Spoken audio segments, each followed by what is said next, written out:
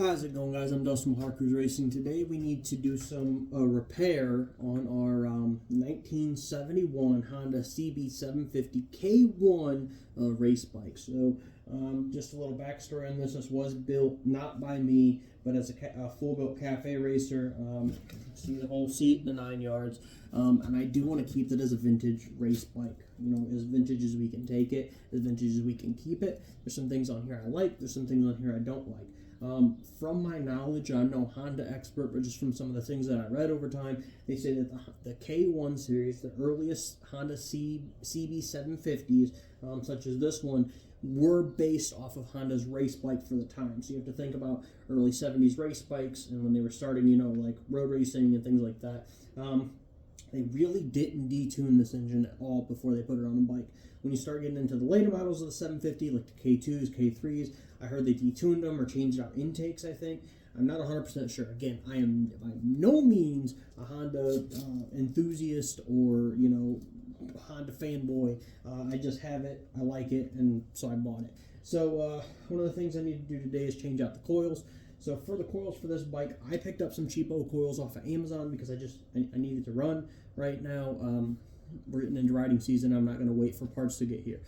Cheapo coils, I think, were like 30-40 bucks. I will throw a link to those in the description if you need some. Essentially, I'm just looking at a box like this. These are the coils themselves. There comes with 2 of them. This is interesting fact. If you're going to build one of these are the spark plug cables, and if you look, it's just literally a wire that comes to a little fold over on the end. I don't know if you guys can see that. Not focusing right. And then the ends, that's the spark plug itself. I think I had one of these taken apart. Not seeing it. I'll pop another one apart so you can see it. When you pop this off, and there's a cover on the end. There's a screw inside of here, like literally a screw. Like it looks like a wood screw inside of there. So when you put this together, you literally have to put the wood screw onto the center of that and twist it and just really hope you have contact. I hate that, but whatever. It's early spark plugs. I've thought about building a real spark plug socket. You know how you can build your own spark plug kind of stuff. But it's all hardwired into here, so I really don't have a whole lot of options there. But I'm not a big fan of the design of it. This also comes with some wiring, which is one of the big reasons that I bought this one, because, well, mine melted. I was doing some sinking. So on these quad carbs, whether that's this Honda or the Kawasaki's, I think, had quad carbs. A few other bikes out there that had quad carbs at the time. You have to vacuum sink them if you're ever going to do a rebuild on it. A lot of the bikes like this that run rough or that don't idle correctly or don't run correctly, it's because their carbs aren't synced. Now you do that with vacuum, okay? I was using a cheapo little vacuum gauge from Harbor Freight and just going one by one down the carbs. You need to get them close. There is some fancy, you know, split device that shows all 4 vacuums at once and all this other stuff. I'm sure that would be a lot easier. I just don't have it. Now, the issue I ran into with my battery chargers on the other side, it's these new fancy battery chargers that they came out with that are supposed to, like, do some self-adjustments, right? So I hooked it up, and I had it on just trickle at 3 to 5 amps, if I believe I'm correct. I think it's 3 to 5 amps. And I'll start the bike because there's no gas tank on it. I fill the fuel lines with fuel just from a bottle. Probably through the water bottle. Where are we at? Somewhere over here. Oh, here it is. I'd fill those up, and then I would start the bike, and then I would go through and just check the vacuum and get it close to whatever the other vacuums I had was. Now I don't remember because it's been a while. But during that process, the smart battery charger that I have over there decided it was going to switch from my 3 to 5 to my 12 and then do a ramp up for engine start. And you know, my coil decided to do the puff of smoke, the magic smoke that makes it never run again. So we're going to work on that today. I'm probably going to have to run back and forth find tools, so it's probably going to be a little bit jumpy around on the timeline. But again, we're just looking at getting this built right now. Let me pull you off there and show you some things up close so you have a better idea how to do the job, and then I'm going to get on it. Alright, so looking at this bike, again, you can see there's 2 coils. One's on this side, one's on the other side. I'm seeing a Phillips screw on top of there on both sides, and I don't know if these are original coils, guys. These look exactly like the Amazon ones. And the reason I'm not sure they're original is because this zip tie right here. So again, might not be original, but they will work for this bike because the bike ran when I got it. I was just going through because I didn't like the way it ran. It ran rough, so I was going through and cleaning everything up, and then again, they burn out because I was doing vacuum sync. So it was, again, start it, turn it off, start it, turn it off. Now with it being this coil over here being dead, it won't even try to start. So it won't even attempt. Is what it is. I'm not worried about it. This bike also does have kickstart and an electric start, so that's kind of nice on my end. So what I'm going to do now is I need to trim this harness, find out where the splits are in here. It looks like, you know, maybe this was split in at a different point in time, so again, this could be an aftermarket harness. But I need to cut that harness, figure out this wiring, figure out what's going on, and then we're going to get those coils off and then get the new ones on. Again, with these weird spark plug setups, I'm probably going to change out the spark plug cables and all that. Well, I guess they're attached to the coil, so you are changing out the spark plug cables. I don't know if these unplug from here at all. Nope. I figured since I was replacing it, I'd yank on it. This coil technically should still be good. It was this one over here that burned out, and you can actually, if I come around here, you can actually see where that's melted down inside there. If it focuses right, you can see where it's melted down inside of there. And it was just bellowing smoke, so it's definitely dead. So that's the plan, is get the spark plug cables, get the new coils put on there, and maybe change out this wiring too, depending how far back I need to go. I was worried that the wires were trash, so I just got the only one that had it, because if I look at that one right there, it looks like it's kind of melted into it, and I didn't feel like fighting with it. So that's the plan. Let's get working on it. Alright, so the way I'm doing this is literally one piece at a time. As minimal wiring as I can disconnect and reconnect in each given time is what I'm going to do. So let's go to the other side quick so I can kind of show you what I mean. Welcome to my cooler. I use coolers when I work on things because, you know, they got the little cup holders on top, so nice to set your bolts and stuff in there. I enjoy it. Alright, so the first thing I did, follow these specific wires back for this side. I compared the parts to make sure there was no difference. There wasn't, but these spark plugs are much shorter than what these are. So I don't know if I'm supposed to cut these shorter. I'm gonna guess I am. I'm gonna cut these shorter, which is an issue with the way that the spark plugs are made. So essentially, I looked at these two wires. I left them on here. I took this new connection. I connected the white one. I reconnected the new white one, or gray, or whatever. Disconnected this one, connected the new one. Came over to the yellow. Followed it back, disconnected it, connected the new one.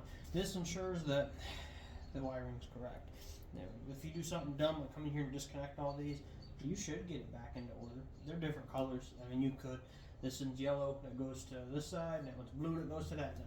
But essentially, I don't know if I would pay attention enough. I don't have a wiring diagram in front of me, so I'm gonna do it one step at a time. Now that this one's wired up, I also did not remove the spark plugs yet, because looking at it, these two go to the center too. I wouldn't have guessed that.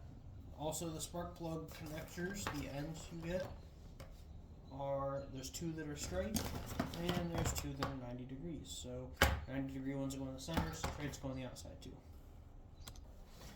So again, just to make sure I drive this one home, look at this part. We hold this part up to match that part, and we say the white is on the right side. You see the cable's on this side, cable's on this side. The white's on that side. You can see it on this original part right here. So we plug it in. The yellow is on this side, so we plug it in. Take these, we're going to run them through the frame to follow the other ones. And up into here. I'm not removing this part, I'm leaving it right there. So now we're going to follow that old wiring back. Oh, see, I already lost it. Here it is. The old wiring. Follow it, follow it, follow it. Yellow. I'm going to disconnect the yellow. Take the new yellow. Plug it in. See how it's kind of loose? Okay, it's an old piece. We're going to tighten that up. So I'm going to walk over here and grab some pliers. And of course, it depends the connector and if you can do this. But if we look at this type of connector, it's just a little loop in there. So we're going to snug that up. Just a little squeeze, not too much. Alright, now we're going to try it again. Push the yellow connector in there. Clicks, nice tight fit, not going anywhere. So now, I'm going to take this sleeve and make sure, well, it ain't moving. I'm going to make sure those are covered. You got full coverage, it's not going to touch the frame, nothing. Now we're going to follow that other connector for the same loom, it's right here. Goes back to this blue piece. Now this one, if we look at it, that's the female end, which means that the blue piece needs to unclip from that piece. And slide this plastic back. Again, we can inspect it. We can make sure it's nice and tight. We can check the gap on there, make sure it's not spread open. Then we're gonna take. We'll get that out of the way. That actually doesn't matter. I lied to you. Don't check that. Because it's that female end. So we're going to check the male end. Inspect it. Make sure it looks okay. Make sure everything looks connected. Take your female end. Clip that in there. Is it a nice snug fit? Oh, kind of loose. We're going to snug it up. It's a brand new part. We're going to snug it up. I'll snug it up a little too far with these push-in connectors. Because when you push it in, it's going to stretch back out. It's going to stretch back out like that. Clip around it on a nice tight fit. And that will cover it up. I wish that would go a little further over top of that green piece. Come on. Come on. There we go. Now we're over top of both the plastic sides right there. So only now will I pull the wiring of this out. Notice that I still didn't unplug the spark plugs. Now, of course, if you're feeling confident, guys, go ahead and unplug the spark plugs. At this point right here, I'm going to work one side at a time and unplug the spark plugs. So, for example, say I know that this one goes to the outside spark plug and the outside spark plug, but I also need to know which spark plug to go to. So, the top goes to that side, okay? Only now am I going to start to even think about taking these spark plugs off. And again, remember, the top goes to that side. So, we're going to feed them out of here. Kind of look at the way that they're run through there. We want to duplicate that. Usually a reason things are run the way they are. I'll get this out in here. Remember, the top one goes to the right side. Remember how that was sitting in there? It's sitting in here like that, right? So we're going to, you gotta follow it. You gotta make sure we do it exactly the way it came out of here. I'll tell you what, guys. When I was young and dumb, I took a old car I had and I took all the spark plugs off of it. And I didn't understand what firing order was. And I didn't understand things like that because I was young and dumb. I was a young kid. And I was just doing cool things to my cars and didn't care about anything else. And my car ran like crap for a long time and I didn't understand how to fix it. I ended up selling a car that I was in love with because I thought I broke it. And then later when I grew up and became a little smarter, I realized that I sold a car that was probably just fine because I didn't understand what spark plug order was. Again, now that we're getting into our lengths, we're going to have to cut these short. We don't want them to be too short though. I'm going to look at where it's at, where it needs to be, and I'm probably going to cut it about here. But looking back to what I said earlier, remember I said there's two straights and two 90s. The 90s go in the center, the straights go into the outside. I pull this one off the old one. Remember I said they just screw in here, right? So you can see right here, they literally just screw in. So you can unscrew those. And so, I mean, you can see you can have extra connectors that way. You can see down in there. That's way down in there. I wasn't getting great connection, but that's how these go on. Now I have new ones, so I'm not going to put this one on, but I just want to show you.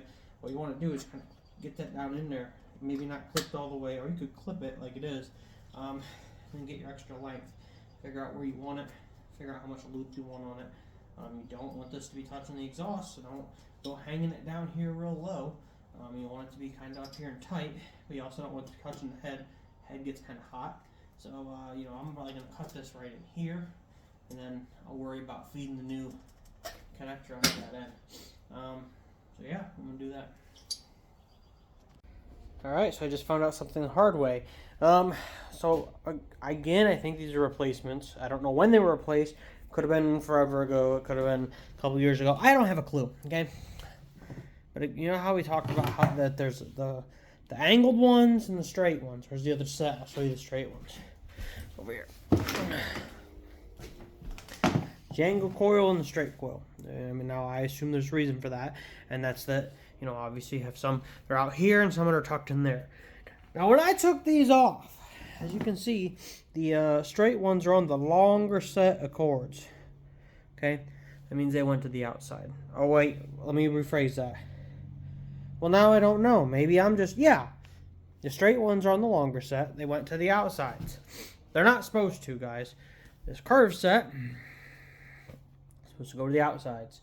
I found this out the hard way because that curved set doesn't go deep enough to actually lock into spark plug. And then I got looking at these, and they like super elongated the holes, and like they're all messed up. And it looks like they actually cut a chunk of it out of there to try to get them to fit, because that doesn't fit. It's not long enough. I mean, look at the difference in length, right? You got to be able to get that down in the hole. So yeah, don't do that. Again, I was trying to build it off of what I see, and if somebody else did it wrong in the past, then it's wrong. I was getting frustrated that I couldn't get these to clip in the centers, so I looked up some pictures of the bikes, the fully restored or original pictures. Sure enough, the 90 degrees go on the outside. So make sure that's correct.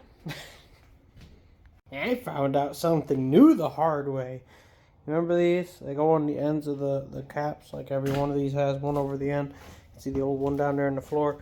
So it got stuck in the wrong hole when I was taking this one back out to fix it. As you remember, right, I had these on the wrong thing. And there's nothing that actually holds it on. It just kind of just goes on there, right? But it takes up some slop, so you don't want to lose it. Well, I got it stuck in the hole in there, and I couldn't get it out. There's like nothing I could do. Found out through trial and tribulations, or whatever the word is, if you get like a 90 degree pick, and you get it down, like you gotta like really like slam your arms in there, okay? But I'll show you on this one so it's easier to see. But if you get it in there, kind of just wiggle it down, and then scoop. You gotta like scoop underneath of it. Oh, you can't see nothing. What am I doing? Gotta like scoop underneath of it and then yank it out. That's the only way I was able to get that out of there. But it was hard. I mean, the best thing you can do is just not put it in the wrong hole, and you won't have this issue. But you know, if you do put it in the wrong hole and it happens, they're going to have to get over. I mean, you'll have to work through it. So yep, there's another error. One thing I kind of forgot to mention you're going to need is a new fuse. Most likely, if you burn out your coils, you're going to need to replace the fuse. And this bike gets this little piece right here that's all busted up and broken, and should stay on the side, but it doesn't. So that was zip tied on, I need to zip tie it back on, but fused up. So now just to see if it runs, see if we fixed it or screwed it up. Now again, I was sinking this when it went out, so there's a chance it's going to run rough right now, but hey, better than not running at all, right? So clearly my tank's off. I'm going to add a little more fuel to there. There's a good chance my bowl's, dried up from sitting. That's just how these old bikes work, and I was literally just adding a little fuel here and there with a bottle, so I'm going to add some more fuel to that and see if it'll fire up. Alright, so I had to get the tank back on. It's getting smoky in here. Had to get the tank back on to get it to fire up because I just didn't have any fuel in any of the cans around here, which is frustrating. But got the tank back on, and I mean, now it's gonna sound really high idle because I have all of the screws out right here for vacuum. So it essentially has 4 vacuum leaks. So something you kind of have to know when you're doing the vacuum sink is you are going to be running with vacuum leaks. So it's going to sound off anyway. So it's going to sound high idle because of the vacuum leaks. I don't know if you can hear me, but even if I walk over here and put my finger on this, the idle changes. It's strictly based off vacuum leaks.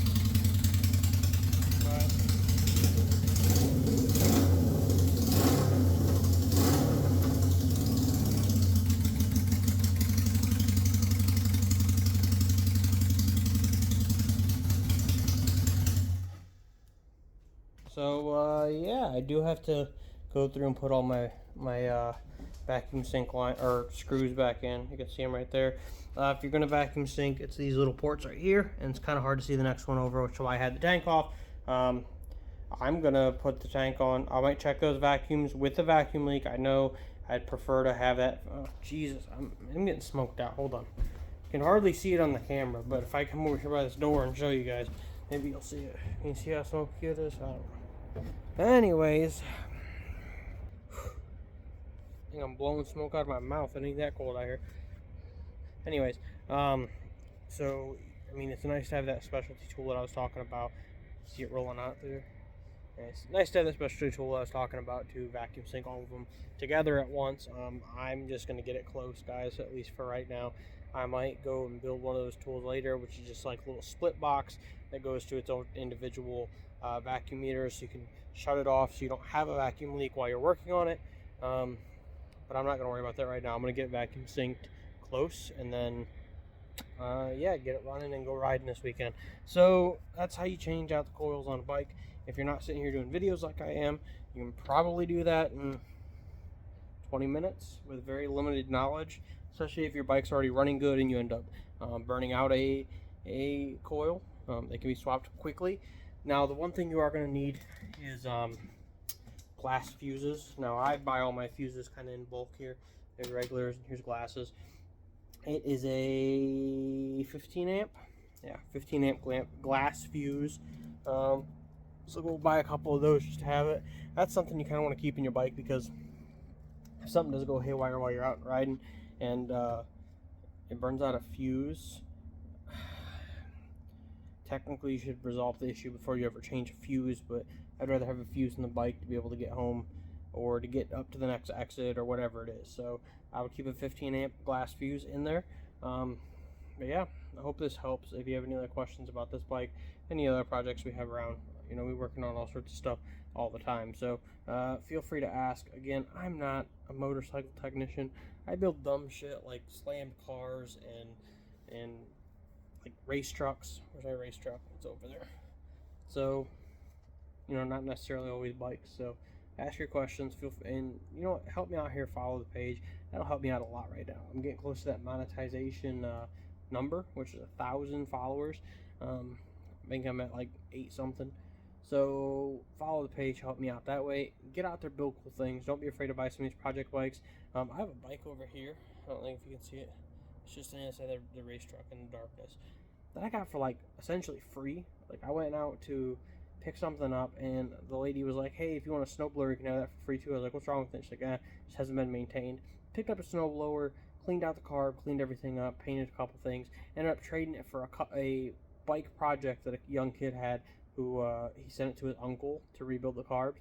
I don't think it was ever synced. Okay, so I think I can sync the carbs on that and have a nice little bobber to run around on. But yeah, I'll video some of that too. Get out there, build cool things. Most importantly, have fun and have a good day.